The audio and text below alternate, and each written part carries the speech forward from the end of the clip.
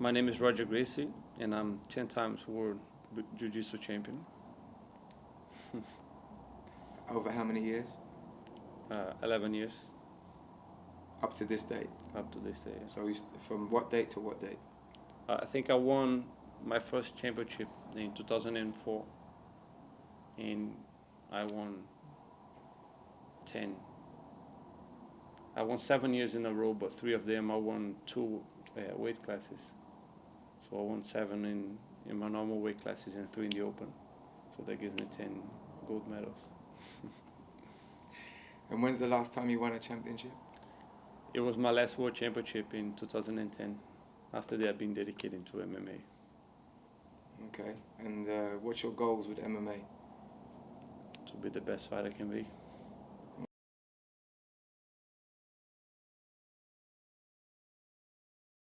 My grandfather's father was a diplomat, so he helped this Japanese fighter, Mitsui Maeda, to establish himself in the north of Brazil. So in exchange, he started teaching his son, which his son was my grandfather. Okay. So I think back then, my grandfather was a very wild kid. He was very new in his town as a troublemaker. I mean, he was just a kid back then. He was, I think, 12, 13. But he was very wild, causing trouble all the time. But since he started training jiu-jitsu, that changed his life completely. He went from being a troublemaker to completely dedicated to jiu-jitsu. So he stopped everything. He never got in trouble again. So I think, he realized how special he had it, And he learned with the Japanese a few years. Then his family moved to Rio de Janeiro. And it was jiu-jitsu then? It was called? It was traditional jiu-jitsu. Yeah, it was a Japanese jiu-jitsu, what a lot of people call today, or traditional jiu-jitsu. So he had 5 young brothers. So he started fighting and teaching his brothers. And I think because they were very weak physically, my grandfather was just 60 kilos. But when you fight against a opponent, there's no weight limit, no time, and back then, people who are considered fighters used to be much bigger than 60 kilos.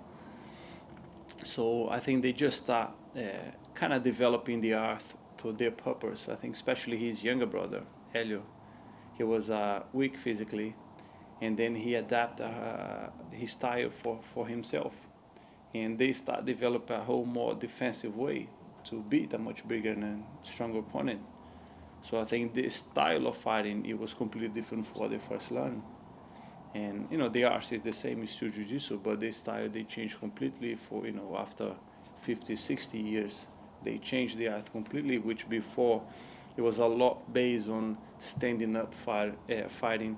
There was a lot of locks, but none of them apply when the fighting is on the ground for too long.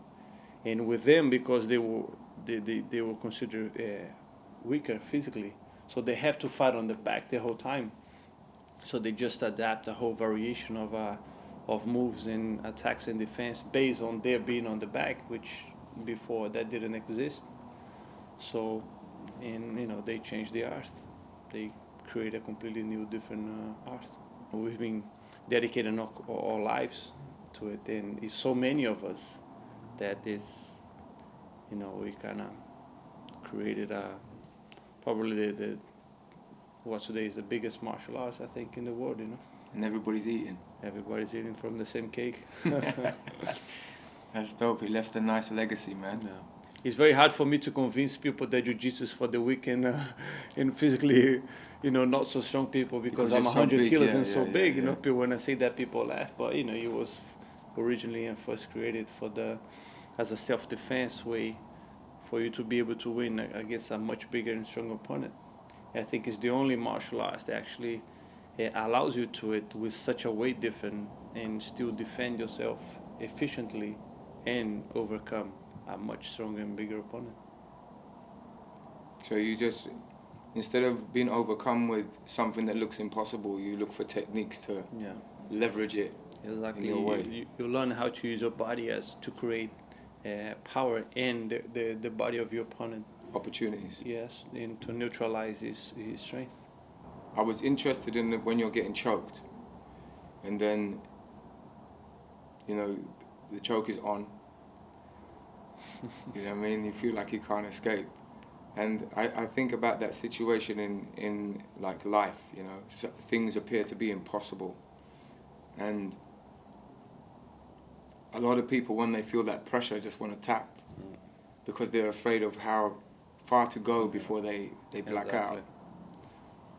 So what makes a fighter keep fighting even though that choke is on? What gives him hope?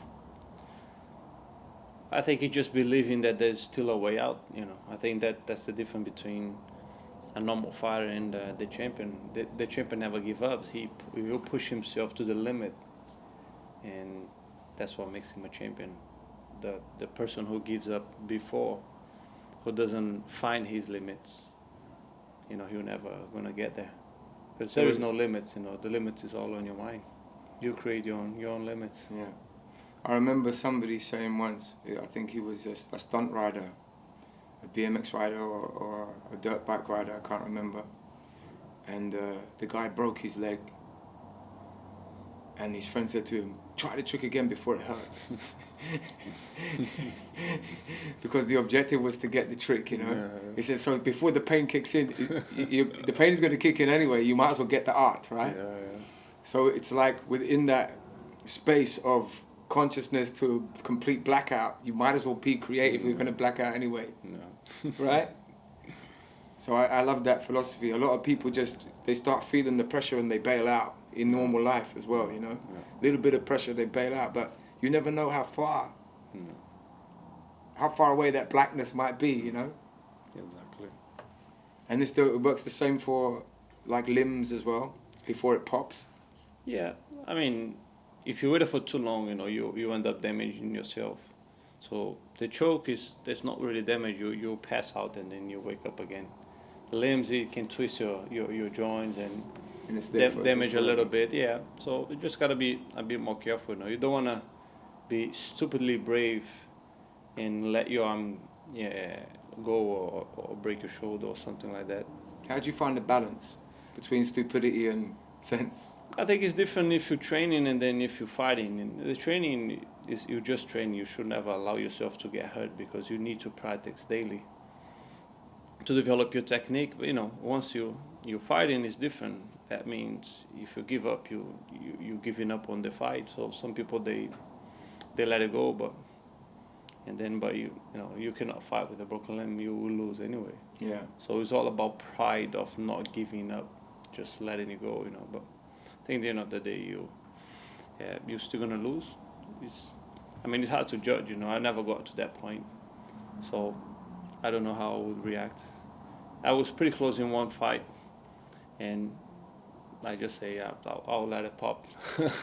But I ended up escaping, you know, so I didn't stay there and gave up. Okay, but that's interesting because that mind state where you said you're just going to let it pop, you give yourself more time. Yeah, I've just kept trying to escape, and eventually I did. You know, I didn't hurt myself. It was a bit sore, but not really damage. So what I'm feeling from what you're saying is the more opportunities you can give yourself between the fatal moment of being unconscious or the limb popping, is the more space you can give yourself. Inside that space, you give yourself opportunities for escape or attack. Yeah. I think the most important thing is how cool can you keep your mind in that specific time. In that space. Because some people panic. When they panic, they cannot see it clearly, so it's very unlikely they will escape. So, but if you keep your calm completely and try to think with a clear conscience, you can see a way out easier. Because what was interesting for me is that nobody really defined for me, like in detail, what happens to you mentally when you panic and when you're calm. They just say, be calm, don't panic. And I'm like, what does it mean? And then I found out that panic is just thinking about one idea, one out of the situation. Yeah. Calm is thinking about options about how to put it back in your favor. So calm is when your mind is thinking of lots of different ideas creatively, and panic is when it's just thinking of one, I want out. Yeah. And that one doesn't give you any options, right?